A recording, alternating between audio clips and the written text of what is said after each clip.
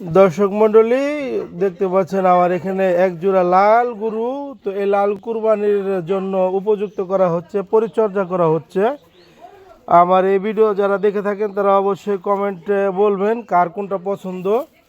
গরু মাঝারি গরু আছে, হ্যাঁ, খুব সুন্দর এক জোড়া লাল গরু। যে যারা দুইটা একসাথে কোরবানি দিতে চান তারা এই দুইটা গরু নিতে পারেন। খুব সুঠাম দেহের গরু, খুব সুন্দর মানের গরু, একবারে গ্রামীণ পরিবেশে ন্যাচারাল খাবার খেয়ে মানে এই গরু দুটোকে লালন পালন করা হচ্ছে। আর এর খাবার হিসেবে যে কাঁচা ঘাস, সম্পূর্ণ কাঁচা ঘাস, এখানে বাড়তি কোনো খাবার খাওয়ানো হয় না।